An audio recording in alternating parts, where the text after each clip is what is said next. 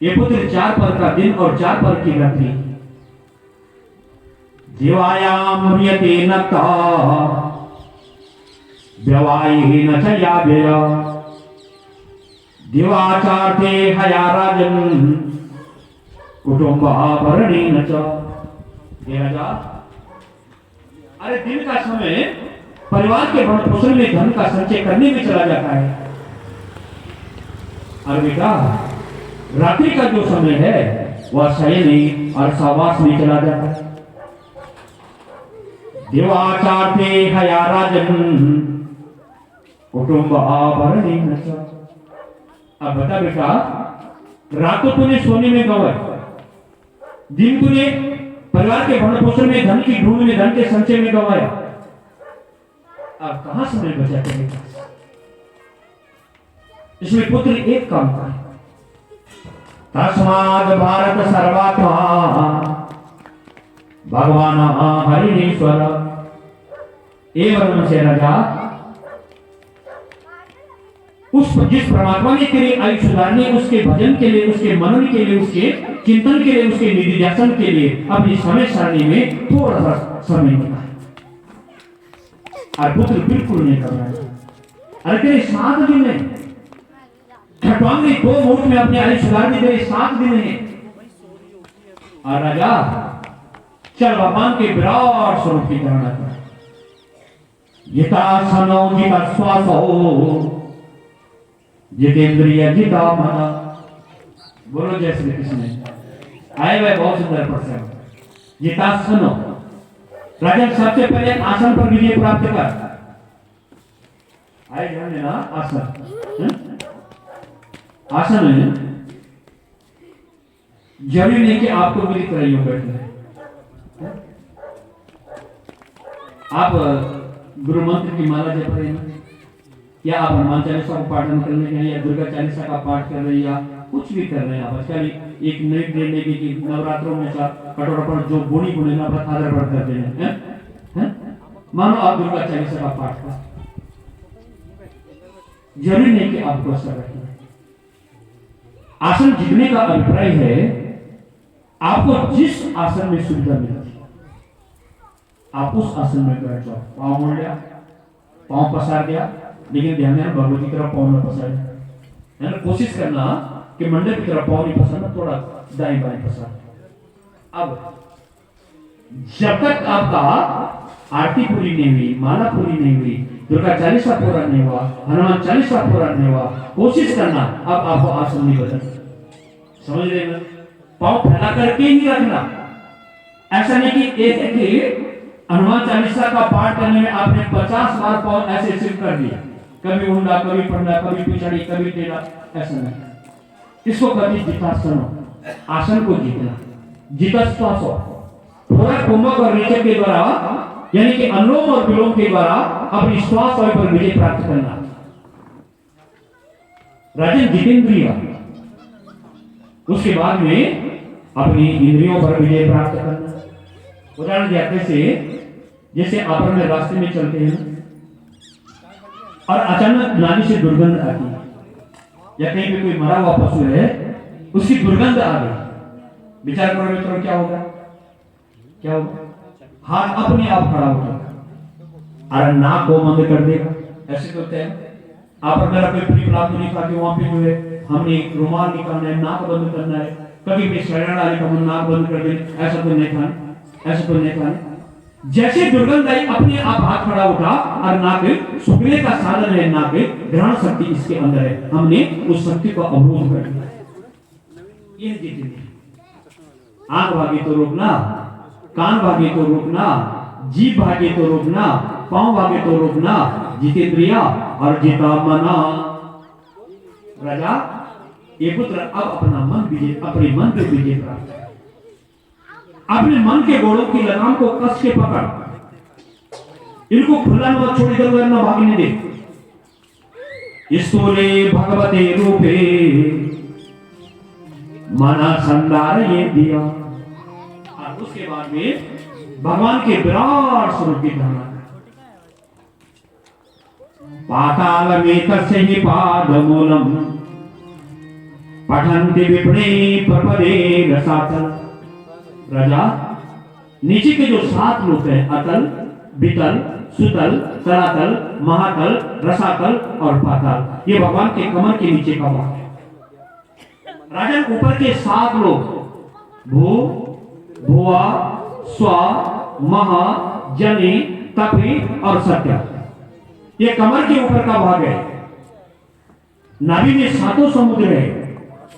हासो जनो माद करी चमाया, ऐसे विराट स्वरूप की धारणा कर। और रजनी जब सृष्टि का प्रलय हो गया, भागवत जी में 4 प्रलयों का वर्णन है भाई, नित्य प्रलय, नैमित्तिक प्रलय, आत्यंतिक प्रलय और आकस्मिक प्रलय।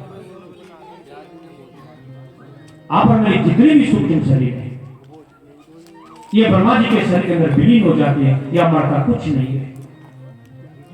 और जब सृष्टि का विस्तार होता है, आप और मेरे शरीर ब्रह्मा बाहर निकालता है, और मरते आप और मेरी स्मृति या समाप्त हो जाती है। नई सृष्टि में आप और मैं दोबारा जन्म ले लेती है। ये राजा उस विराट स्वरूप परमात्मा की, जिसको वेद में सहस्र शिविका पुरुषा सहस्राक्षरा सहस्रपाता, उसकी नाभि से कमल डंठल बाहर है। और जैसे पानी के बाहर कमल डंठल आया, राजा उसमें एक कमल का फूल खिल गया। और जैसे कमल का फूल खिला, उसके ऊपर एक ब्रह्मा पैदा हो गए। देखना सृष्टि का विस्तार। नहीं, ब्रह्मा को लगा कौन हूं मैं बिना आश्रय के कैसे बैठा हुआ हूं? बिना आश्रय तिष्ठन्ति पंडिता बनिता लता, इनको आश्रय चाहिए। और ब्रह्मा ने कहा, नारद जी, मैंने सोचा कि मेरा जन्म देने वाला मेरे पीछे होगा, और मैं पीछे देखना चाहता था। मेरा सिर तो नहीं मुड़ा, लेकिन उस तरह मेरा एक मुख बन गया। मैं दाहिनी तरफ देखना चाहता तो सिर बन गया, बाईं तरफ देखना चाहे तो सिर बन गया, और मेरे 4 सिर बन गए। मैं बन गया चतुर्मुखी ब्रह्मा। और कमल डंठल अंदर से फूकला था। मैं उस कमल डंठल के नीचे गया, हजारों साल तक चलता रहा, मुझे उसकी जड़ नहीं दिखाई थी। फिर मैं वापस आया नारद, और कमल के फूल के ऊपर बैठ करके चिंतन करता, कौन हूं मैं? मुझे आकाशवाणी में गांव गांव की आवाज सुनाई, और उस गांव गांव के आवाज में मेरे को मात्र बार-बार 2 अक्षर सुनाई दे रहे थे।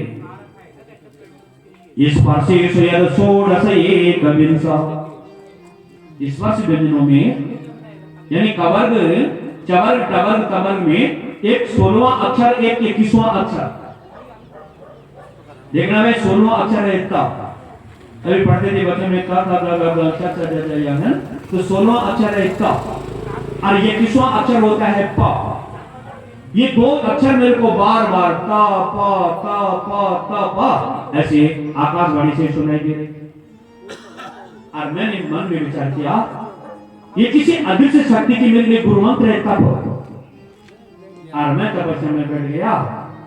एक दिन भगवान का दिव्य स्वरूप नारायण मेरे सामने चतुर्भुज लेकर के सामने प्रकट हो गया, और मेरे को चतुर्भुज भागवत का उपदेश किया। मेरे को सृष्टि का विस्तार करने के लिए बोला, और ब्रह्मा ने सबसे पहले 10 प्रकार की सृष्टि उत्पन्न कर दी। अत्र सर्वो विसर्गस्य स्थानम पोषणमोदय मनंतरे सानुकथा निरोधो मुक्तिराश्रय। ब्रह्मा ने सबसे पहले 5 प्रकार की सृष्टि उत्पन्न की, और उसका नाम रखा सर्ग, पृथ्वी, जल, तेज, वायु और आकाश। अब ब्रह्मा ने 4 प्रकार की सृष्टि और उत्पन्न की, जरायुज, अंडज, उद्भिद और स्वेदज। सबसे पहले जड़ सृष्टि उत्पन्न की, माने पतली सी मांस की झिल्ली से जो बच्चा जन्म लिया, स्त्री का बच्चा, गाय भैंस का बच्चा, ये ब्रह्मा की जड़ सृष्टि मानी गई। ब्रह्मा ने एक सृष्टि और उत्पन्न की, उसका नाम रखा अंडज। अंडा जायते इति अंडज, अंडे के अंदर से उत्पन्न होने वाला प्राणी। ब्रह्मा ने तीसरी सृष्टि का नाम रखा स्वेदज, पसीने से उत्पन्न होने वाला प्राणी। अब ब्रह्मा को लगा इनके लिए शुद्ध पर्यावरण की आवश्यकता है। और ब्रह्मा जी ने एक सृष्टि और उत्पन्न की, उत्पन्न ऊपर को बीज में बढ़ना या पनपना, लता, पत्री, वृक्ष, वनस्पति, ये ब्रह्मा की चौथी सृष्टि में चला गया और ब्रह्मा का पर्यावरण संपूर्ण हो गया। ये 4 सृष्टि उत्पन्न कर और चलते चलते सबसे पहले ब्रह्मा ने मानसिक 4 बेटे उत्पन्न किए, सनंदन, सनातन और सनत। उसके बाद में ब्रह्मा जी के बहुओं के बीच का ये स्थान बना और एक बच्चा रोते रोते, नीला सा बच्चा सामने प्रकट हो गया। ब्रह्मा ने कहा तेरा नाम होगा रुद्र। रोते रोते तेरा जन्म हुआ, तेरा नाम होगा रुद्र। यानी कि भगवान शंकर की उत्पत्ति ब्रह्मा के ठीक बहुओं के बीच से। वो संगाद नारदो जगे, लेकिन हमें ब्रह्मा की मानसिक सृष्टि, अपनी गोदी से नारद उत्पन्न किया, हाथों से कर्दू ऋषि उत्पन्न किया, दाहिने हाथ के अंगूठे से दक्ष प्रजापति उत्पन्न किया, मन से मरीचि ऋषि उत्पन्न किया, आंखों से अति ऋषि उत्पन्न किया, छायाम कर्दमो जगे, अपनी छाया से कर्दम ऋषि उत्पन्न किया, अपनी वाणी से एक कन्या, एक लड़की सरस्वती नाम की कन्या उत्पन्न की, पीठ से अधर्म उत्पन्न किया, छाती से धर्म उत्पन्न किया और चलते चलते चलते चलते ब्रह्मा का शरीर 2 भागों में बंट गया। बाएं भाग से एक स्त्री और दाहिने भाग से एक पुरुष सामने प्रकट हो गए। ब्रह्मा ने स्त्री का नाम रखा शत्रुपा और पुरुष का नाम रखा स्वयंभू मनु। ये संसार की पहली स्त्री और पहला पुरुष है भाई, शत्रुपा। बोलो जैसे ध्यान दो, सतरूप। सत माने 100, रूप माने गुण। स्त्री को सद्गुणी बना दिया और पुरुष का नाम रख दिया स्वयं भू मनु। स्वयं माने अपने आप, भू माने उत्पन्न होने वाला, मनु माने मानव, अपनी मर्जी का मानव। और ब्रह्मा ने कहा बेटा दोनों पति पत्नी होना। बोला हाँ पिताजी। तो मेरे साथ में सृष्टि का विस्तार करो ना बेटा, मेरी मदद करो ना बेटा। शाम मानने का पिताजी तैयार हूं, लेकिन कर्मस्थ नहीं दो पिताजी। आप सक्षम है पानी के ऊपर सृष्टि करने में, मुझे धरती चाहिए पिताजी। अब पृथ्वी का उद्धार कौन करेगा? सुतलोक में समाई पृथ्वी को ऊपर कौन रहेगा? ऐसा ब्रह्मा चिंतन कर रहा था और ब्रह्मा को जोर से छींका। और जैसे ब्रह्मा सीखा, ब्रह्मा की नासिका, दैनी नासिका छिद्र से सामने एक स्वर्ग का बच्चा प्रकट हो गया। बोले वृंदावन बिहारी लाल की जय, शुक्र अवतार भगवान की जय। धरती में भगवान की 24 अवतार हुए हैं, इनमें पहला अवतार है शुक्र अवतार। बोले सम्यते घर घर तुम स्वखेदा छय श्रमाया मय सुकरस्य। सुखदेव ने कहा राजा परीक्षित, सूर्य ने कहा सौनक ऋषि और मैत्रेय ने कहा विदुर कथा 3 स्थानों में चल रही है। बोलो जैसे कथा की त्रिवेणी है, भक्ति, ज्ञान और वैराग्य। कल सुना था, भक्ति, ज्ञान और वैराग्य। 3 वक्ता और 3 श्रोता है कथा में। कथा एक स्थान में नहीं चल रही है, कथा एक साथ में 3 धाराओं में बहती है। सुखताल में सुखदेव जी वक्ता, राजा भरत श्रोता, हरिद्वार में मैत्रेय ऋषि वक्ता और विदुर जी श्रोता, और नैमिषारण्य में सूत जी वक्ता और सौनका ऋषि श्रोता। ये कथा की त्रिवेणी, भक्ति सुखदेव जी, ज्ञान मैत्रेय ऋषि, वैराग्य सूत और सौनका ऋषि। यह भक्ति, ज्ञान और वैराग्य की त्रिवेणी। सुग्रावतार वक्ता का अवतार हुआ, पानी के अंदर छलांग लगाई, सुतलोक से पृथ्वी को दाढ़ी पे उठाया और जैसे पानी के बाहर निकल रहे थे, सामने हिरण्याक्ष का देखकर खड़ा हो गया। सत्यम वयंभो बनभो चरो मृगान युष्मद्वधान मृगई ग्राम से। हिरण्याक्ष का वध किया, पृथ्वी स्वयं मनु को दी और स्वयं मनु ने इस पृथ्वी को पानी के ऊपर स्थापित किया और समय समय पर अपनी पत्नी से 2 बेटे और 3 कन्याएं उत्पन्न की। प्रियवर्तो तानपाद हो तीसरा कन्या से जगगिरी आकुति देवहूति च प्रसूति रिधि सत्तम। अरे राजा, ये सोनक ऋषि मैत्रेय ने कहा, विदुर जी, प्रियव्रत और उत्तानपाद नाम की 2 बेटे, आकुति, देवहूति और प्रसूति नाम की 3 कन्याओं को जन्म दिया। आकुति का विवाह जनक के प्रजापति के साथ में हो गया, प्रसूति का विवाह दक्ष प्रजापति के साथ में हुआ और देवहूति का विवाह कर्दम ऋषि के साथ में होने जा। कर्दम ऋषि तपस्या कर रहा था भाई, और भगवान से वरदान मांग रहा था एक योग्य पत्नी मिल जाए। बोलो जैसे मैंने रामचरितमानस में पढ़ा था, गुणवान पत्नी और विद्वान बेटा, ये माता पिता के पूर्व जन्म के अच्छे संस्कार और बुरे संस्कारों से प्राप्त होते हैं। भले मूर्खश्च पुत्रा विधवा च कन्या बिनाग्नि काष्ठे दहते शरीरा। माँ बाप के शरीर को जलाने के लिए लकड़ी और अग्नि की ज्यादा जरूरत नहीं पड़ती। मूर्खश्च पुत्र, किसी बाप के बेटे का मूर्ख हो जाना और किसी मां की जवान बेटी का अल्प अवस्था में विधवा हो जाना। मूर्खश्च पुत्र विधवा च कन्या बिना अग्नि काष्ठे दहते शरीरा। न अगर संतान नहीं है ना, एक ही नाम है कि बेटा नहीं है, बहुत अच्छी बात है, ज्यादा अंतर नहीं पड़ा। अगर होने के बाद में मूर्ख निकल जाए, अगर होने के बाद में मूर्ख निकल जाए, ये माँ बाप के शरीर को बिना अग्नि और लकड़ी के जला देते। मैंने तो दक्षिण भारत का रामायण पढ़ा था, आनंद रामायण साउथ में, तो उसमें उस साउथ में उस रायगढ़ में एक स्थान पे बहुत सुंदर चौपाई लिखी,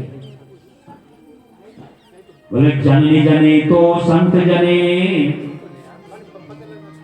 याद आता यासु नित रहिए भाजनी मती गवावे को। बोला अगर मां को बच्चे को जन्म देने का शौक है तो जननी जने तो संत जने, एक नंबर पे धन्य हुआ मां जिसका बेटा बहुत बड़ा विद्वान या संत हो गया या बहुत अच्छी लाइन पे चला गया, और दूसरे नंबर पे धन्य हुआ माता जिसका बेटा बहुत बड़ा दानी बन गया।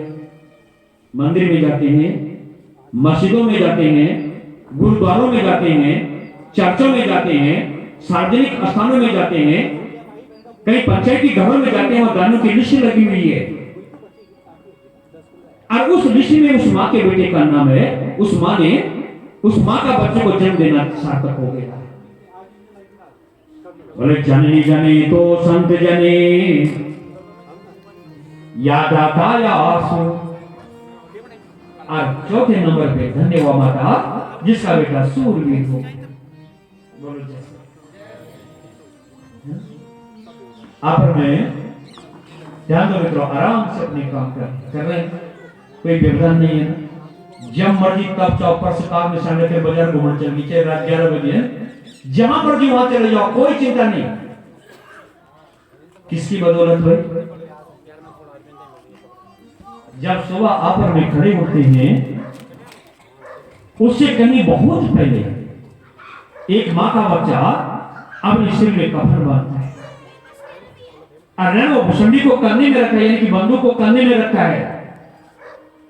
आप अपने बच्चे को कंपटीशन की परीक्षा देने के लिए ले जा रहे हैं और उस मां का वह बेटा बॉर्डर देखना। मित्रों, कभी जीवन में समय मिले बॉर्डर देखना, कभी अमृतसर में बाघा बॉर्डर देखना, कभी चाइना का बॉर्डर देखना, कभी तिब्बत का बॉर्डर देखना। अरे रूह कांप जाती है। मैं तो अमृतसर कथा करने गया था और बहुत बड़ी गलती हो गई। यजमान बोला बोला गुरुजी मैं आपको बॉर्डर दिखाने ले चलता। और लास्ट हवारी के दिन वहां वो बॉर्डर देंगे तो उस समय दीवार नहीं थी, उस समय तारवाड़ थी वहां, मात्र एक कंटिन्यू तारवाड़ थी। इधर से पाकिस्तान का की फौज, इधर से हमारी फौज। सवाल ये नहीं था कि ये पाकिस्तान का है, ये भारत का है। सवाल था ये किसी माँ के गोदी के बच्चे होंगे। और बंदूक की नोक एक दूसरे की छाती है, लेकिन चेहरे पे कोई सिकुड़ नहीं। ऐसे एक हाथ में बंदूक, एक हाथ से जो है पेप्सी को ठंडा पी रहे, डब्बा नीचे गिरा रहे, अल्लाह से एक दूसरे की तरफ फेंक रहे मजाक मजाक में। और कब घोड़ा दब जाए, कब किसकी छाती पे चला जाए, कोई चेहरे पे सिकुड़न नहीं। ये था देश प्रेम। देश में चुनाव का कुंभ चल रहा है। हमारे यहाँ बोर्ड की परीक्षाएं चल रही है। इतना बड़ा, बहुत बड़ा एफएलपीएस का पेपर होने जा रहा है। और कोई असामाजिक तत्व मेरे देश की विकास की गति को रोक ना पावे, वह सिर्फ एक कफन बांध करके सियाचिन जैसी जगह, लद्दाख जैसी जगह में रेत बर्फ में डूब करके बंदूक करने में रख करके आप और मेरे कार्यों की देख रेख कर रहे हैं, और आप और मेरी निर्विघ्नतया अपने कामों को निपटा रहे हैं।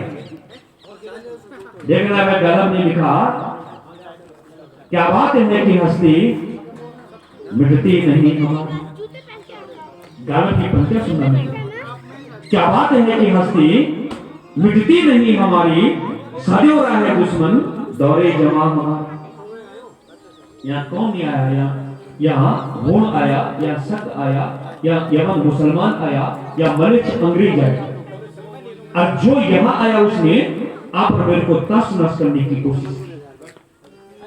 लेकिन क्या बात है कि हस्ती मिटती नहीं हमारी।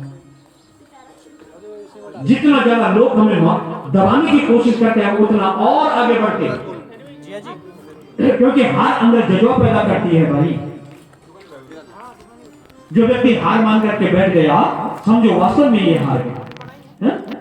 और जो इस आपके बाद में तो अगली बार जो उसको हार में अपने एक सीख मानता है, वह और आगे बढ़ जाता है। क्या बात है कि हस्ती मिटती नहीं हमारी, सदैव रहे दुश्मन दौरे जमा हमारे। तो आनंद रामणी ने लिखा, धन्य वो मां जिसने सूरवीर बेटा पैदा किया। बोले जननी जने तो संत जने, याद आता यासो नित रहिए बांधनी मती गवावे। चौथे नंबर पे धन्य वो मां जिसका बेटा सूरवीर हो। स्वयं को मनो अपनी बेटी देवहूति को लेकर के गया और कर्दम ऋषि के साथ में विवाह हो गया, और दोनों पति पत्नी श्याम और शत्रुप अपने आश्रम को लौटे। अन्ना विवाह का जोड़ा खड़ा उठा, देवहूति बगीचे में घूमने चली गई और कर्दम ऋषि संध्या बंदन करने लगा। लेकिन चलते चलते कर्दम ऋषि की समाधि 36 वर्ष के बाद में समाधि खुली। देवहूति को एक सुंदर से विमान में रखा और देवताओं के वन की यात्रा करते करते लौटे 9 कन्याओं ने जन्म ले लिया। एक एक कन्या का विवाह एक एक संत के साथ में हो गया। आज 12 बजे दिन का समय था।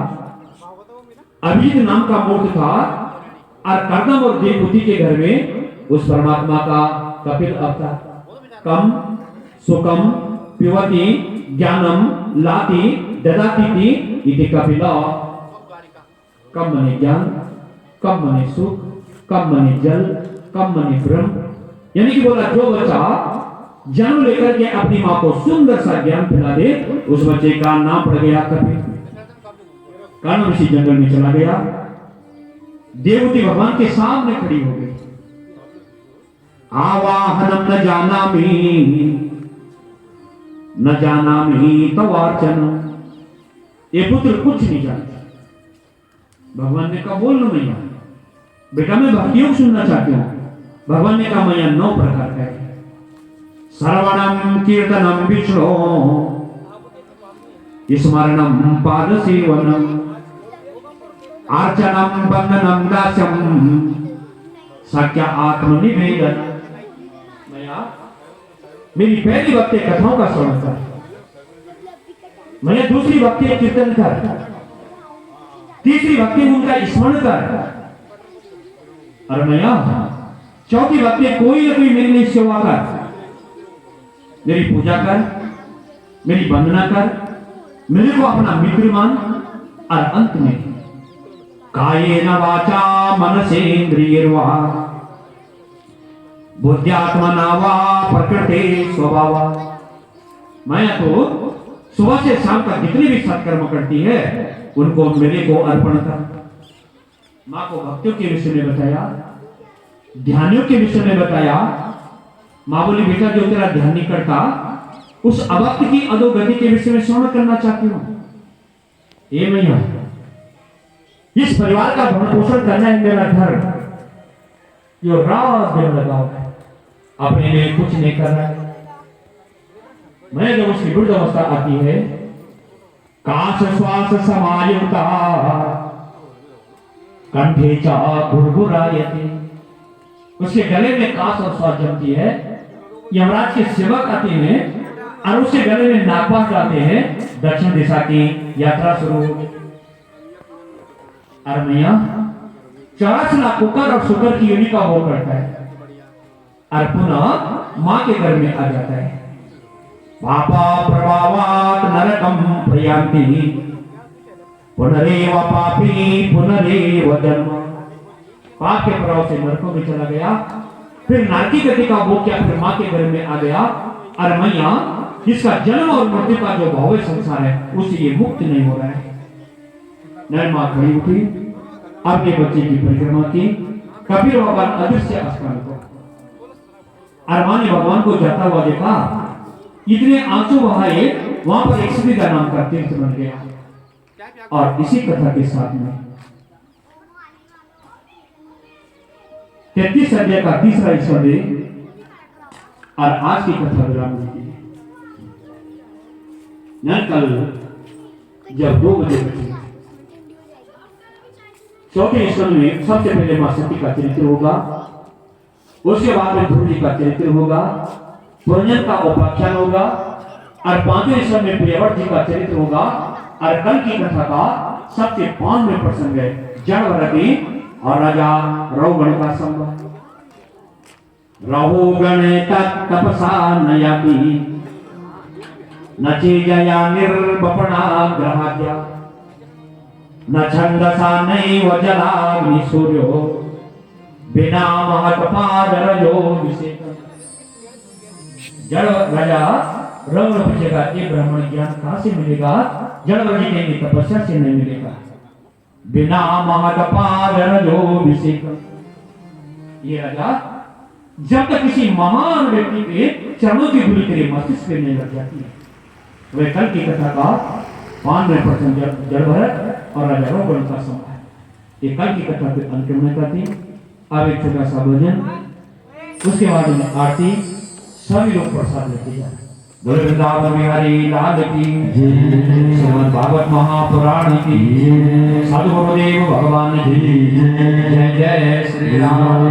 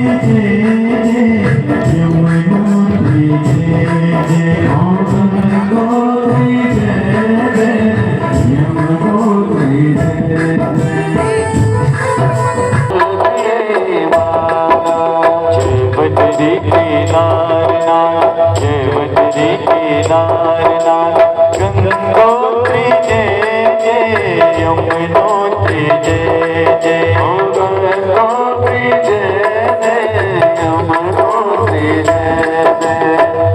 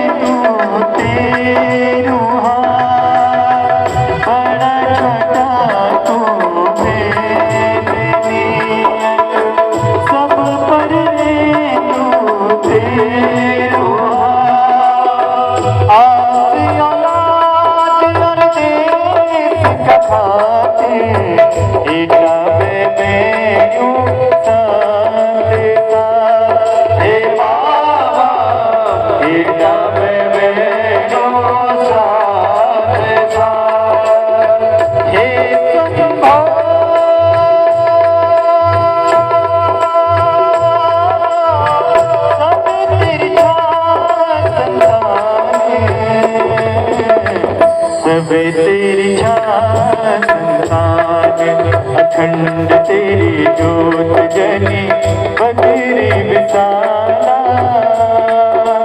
ओ तेनु रंग अखंड मोती माला तेनु रंग अखंड मोती माला जय बजरी केदारनाथ जय बजरी केदारनाथ गंगोत्री जय जय यमुनोत्री जय जय गंगोत्री जय जय यमुनोत्री जय जय गंगोत्री जय जय यमुनोत्री जय जय ओ गंगोत्री जय जय यमुनोत्री जय जय यमुनोत्री जय जय यमुनोत्री जय जय